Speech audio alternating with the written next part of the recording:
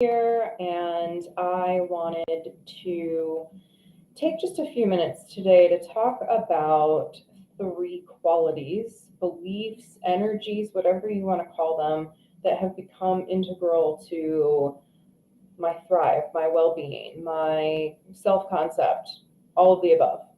Because I actually made a promise yesterday during a prayer chaplain call that this was my intention, that this was what I was going to do to make an empowered action in bringing my intentions forward. So yesterday I had my prayer chaplain meeting. It was actually my last prayer chaplain meeting with Unity of Hagerstown.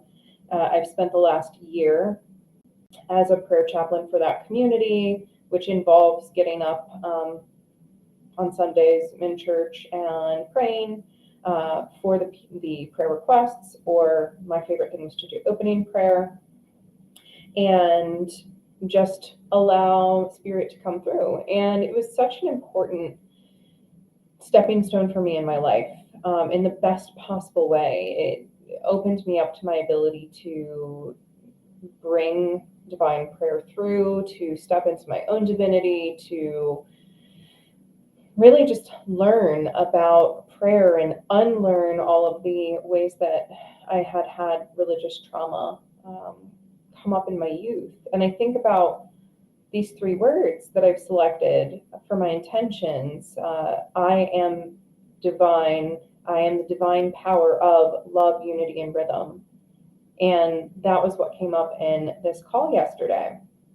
And so again, when I sat down and we were doing this like live call-in response experience during the call, and we were basically, affirming our divine nature and setting some intentions and then releasing some things, and then saying we had to make a promise. I promise I'm going to in the next 48 hours.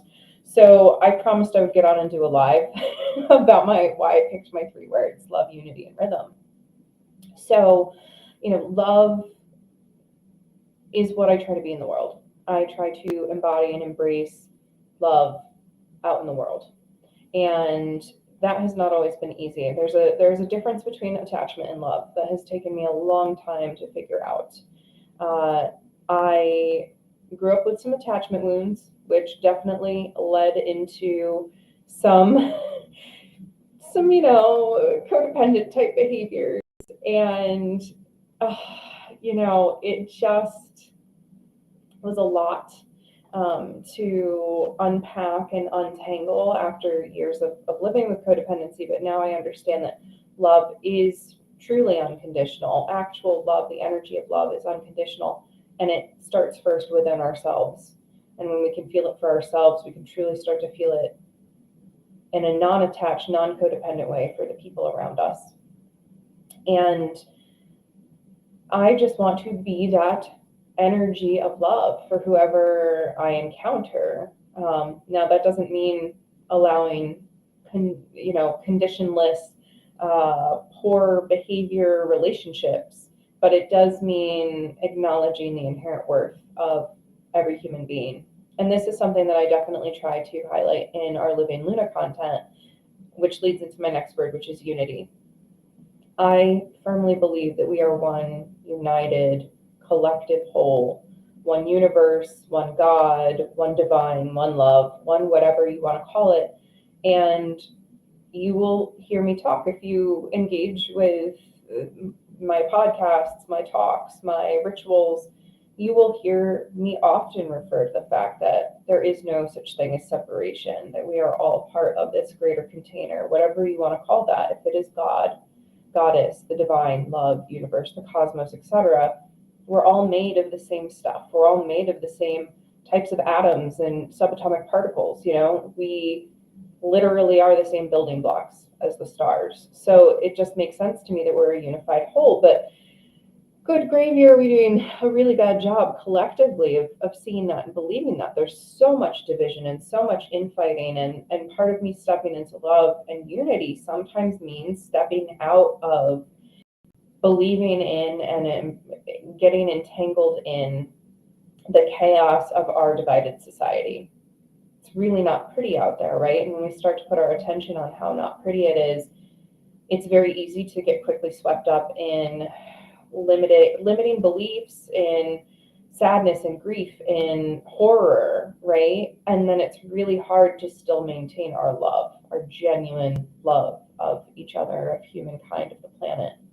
So unity really is one of my leading macrocosmic sort of energies, because anytime we see division, I look at, where did that division come from? Who told us we needed to be divided in that way? Who told us that that group of people or that group of people don't deserve the same love, attention, and trauma-free living as anyone else?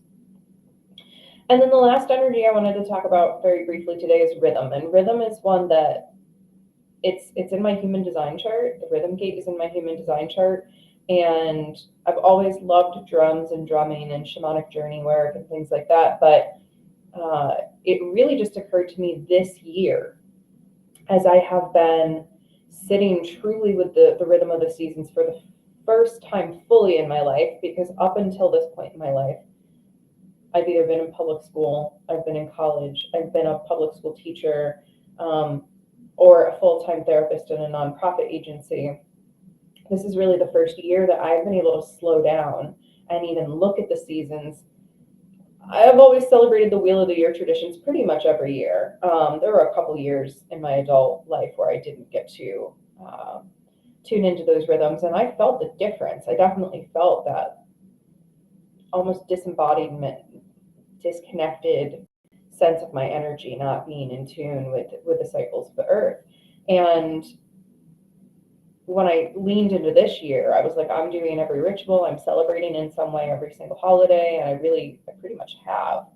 And tuning in with the moon cycles, tuning in with, the rhythm of our seasons has expanded my awareness of what's authentic for me and what works for me.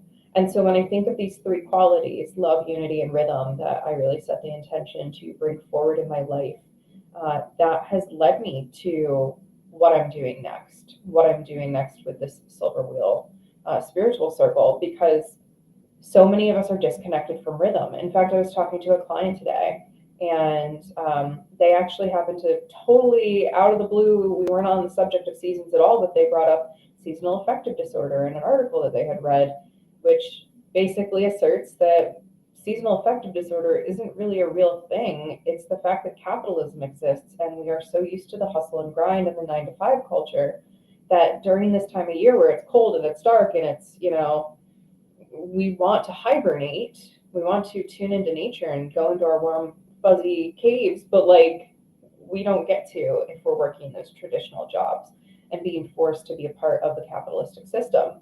And the holidays can equate to a rush for people of scrambling to get things done and not really staying connected or present to themselves, because they're so panicked about how their family's going to respond, or their guests, or this and that. And, is the fine china going to be out? And is Uncle John coming? And is he going to be a jerk this year? And, it's just so much stress. What if we were all able to know that this is a time of year where we get to slow down, or we get to lean in? How magical would that be? So I'm leaning in to the rhythm. I'm unifying with my own energy and loving myself. And I want to invite you to do the same. These three qualities, how do they show up in your life? I'd love to hear from you what these words bring up, what they evoke within you in terms of that subconscious gunk, right? And energetically right now, new moon in Sagittarius today, it's a great opportunity to tune into what is bringing us that feeling of love and unification with ourselves and our own rhythm and our own joy and all of that. So let me know how you are leaning into those energies. I'd love to carry on this conversation. And if you also are someone that really wants to honor your rhythm, let me know. I would love to know if you are down to be a part of the upcoming spiritual circle and what that's going to do for us in terms of leaning into the natural rhythms. So happy Thanksgiving to you if you practice, if you celebrate. I will catch you probably on Friday again for my next live. But otherwise, I hope you have a great holiday, and feel free to reach out if at all you want, because I would love to get to know any of you that I don't know personally already. So All right, that is all for now. Again, love, unity, rhythm, three qualities that are helping me with my thrive.